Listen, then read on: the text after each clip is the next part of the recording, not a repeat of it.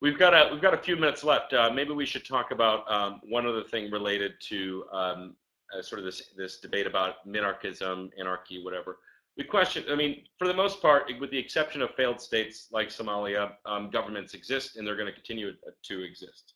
So my question to sort of the anarchist point of view, I mean, how do you, as somebody who's a statist, if you will, I have ideas about how to reform government, real ways that have really worked in the past and continue to improve it, in the hope that knowing that it's never going to get better, or it's going to get better, but it's never going to be perfect. But we can improve things. We can make small incremental changes to make life better. How does the anarchist assume his position, his or her position in the world, when there seems to be government forever? Oh, that's fine. I mean, that's like saying to the abolitionist in the 18th century, we've always had slavery, so by golly, we're always going to have slavery. Well, of course, that's not the case.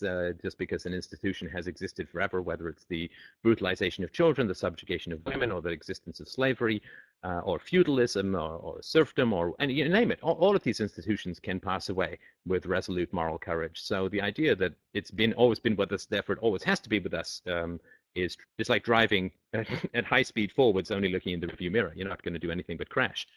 The road to a free society, my argument has been, is very simple and very, very difficult.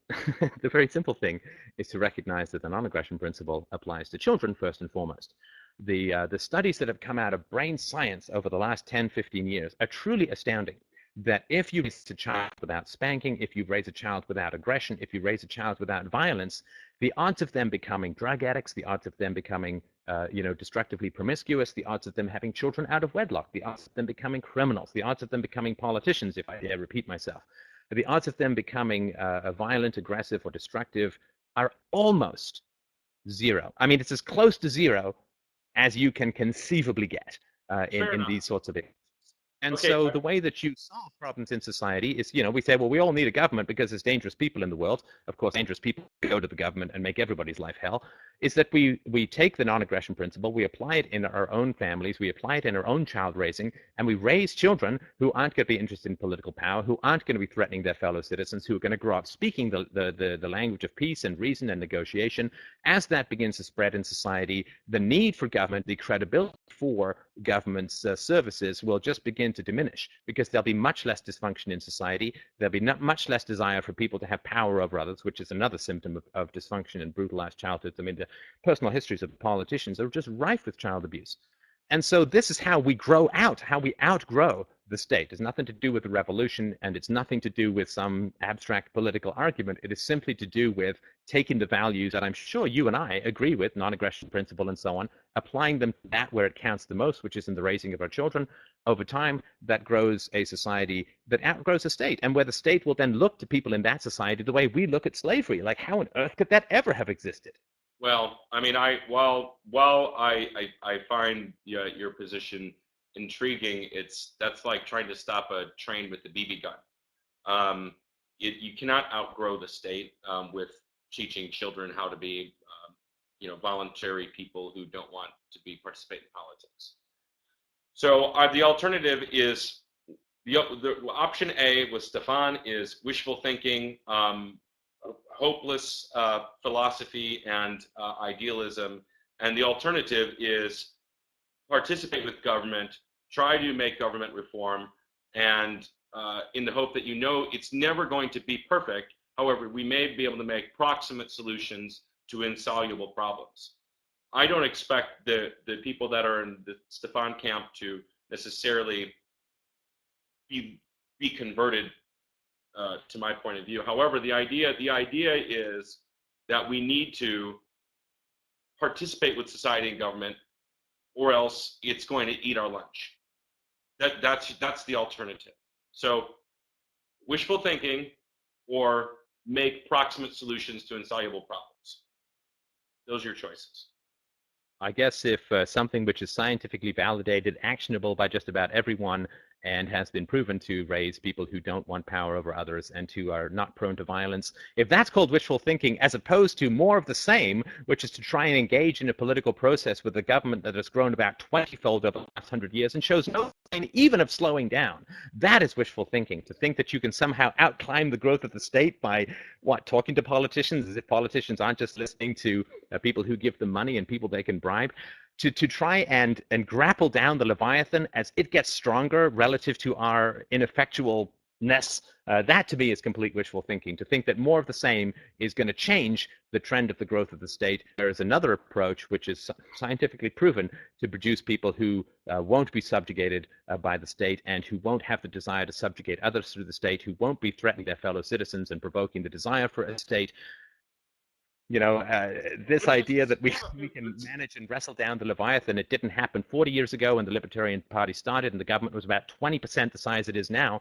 If a libertarian movement has not been able to even slow down the acceleration of the size and power of the state over the past 300 years, since Adam Smith and the other writers were talking about the need for a small government, 300 years we've tried this political action. 2,500 years since the days of Socrates, we've tried to make sure that the government obeys the wishes of the people. Well, if you think that 2,501 is going to be the magic year where it all turns around, and you call me a wishful thinker, I must respectfully disagree. Well, I certainly appreciate the criticism of government. I'm no fan of stupid government. However, the alternative of no government is the absence of government. If you want to live in a society where there is no government, you may want to look at how those societies have functioned. It hasn't worked very well. Government is like anything. Government is like marriage. There is no perfect marriage.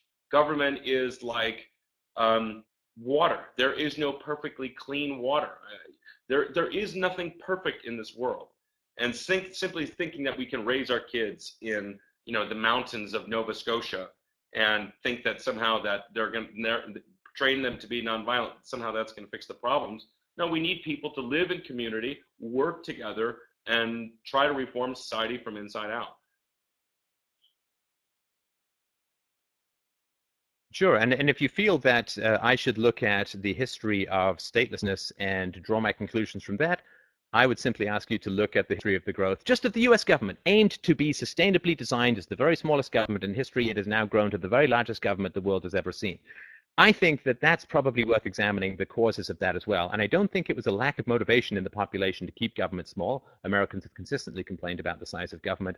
I think it's really important, if you're going to ask me to look at historical examples, which I've done a lot of, ancient Ireland, Iceland, and Somalia, and so on. I think you need to look at the history of the success of political action in keeping governments small. Governments collapse when they finally become so cancerous that they destroy the host society and kill the economy. They don't get shrunk because of voting. At least that seems to be the historical trend. So, you are the listeners. Just approach all of this stuff skeptically. We're just, two talking heads making arguments. At least I'm one of them. And so there seems to be this premise, though, that political action, it's just axiomatically assumed to work. And I try to approach it like a space alien, like, boo, boo, boo. I try to sort of approach it like, if I knew nothing about any of this, if I just had derived from some other dimension, which I guess arguably some people think I have and continue to do so. But I like to approach it and say, I'm not going to assume any of this stuff is true. So somebody comes to me and says, no, you see, political action is the way that we control the size of the state. I would first say, okay, how's that been working out for us? Don't worry, you can have a small government and keep it small. And I'd say, okay, well, what was the smallest government that was designed? The American government. How's it doing now? Biggest government that history has ever seen, with the power to destroy life on the planet many times over. And a national debt that would choke Zeus in his throat. And yet say, well, that really doesn't conform to the theory that you can have a small government and keep it small. What about some other examples? Well, Japan had a fairly small government after the end of the Second World War. How's it doing? Well, it's got a debt to GDP of about 230%. It's had all right. Why don't we, Steph, if it's all right with you, why don't we spend a few minutes here and respond to some of our viewers and their comments? What do you think about that? That's great. Okay. Well, I guess maybe should we just start off right there with Travis? Whoever agrees with me. Let's talk to them.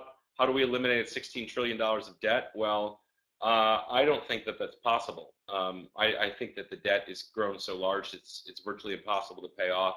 I think more than likely there's going to be unification of monetary policy that's going to liquidate debt and create a new economic system. I think that's probably that's option A. Option B would be to outgrow the debt, so where the size of our economy makes the debt insignificant. I think that's very unlikely. So the If you could transitional government, Somalia, I look at the transitional government as the lack of government. It's garbage. It's ineffective. It doesn't do anything. So I mean, we're talking nuances here. So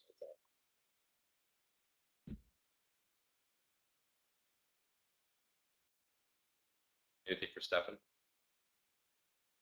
Yeah, the similar argument to an anarchist is like the Stalin argument to an atheist. Well, Stalin was an atheist, and that's why he did all these bad things. And Somalia is anarchy, and that's the example. And it's I'm not so sure about that. But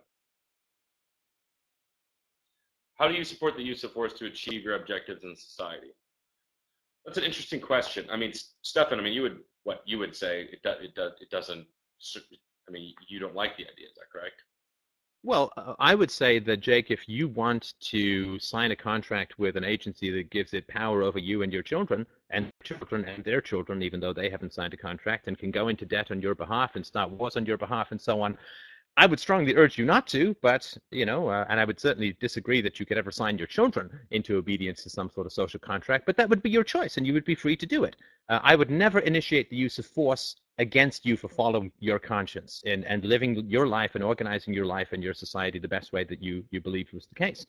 I would, of course, not only expect the same respect in return, that you would not initiate the use of force against me for following my conscience and refusing such a contract. The world should be a proliferation of experiments in social living so that the constant best, in the same way we have in the free market, so that the constantly best ways of dealing with things can be. So yeah, I reject the initiation of force as a way of solving problems in society. Force is fine for immediate self-defense.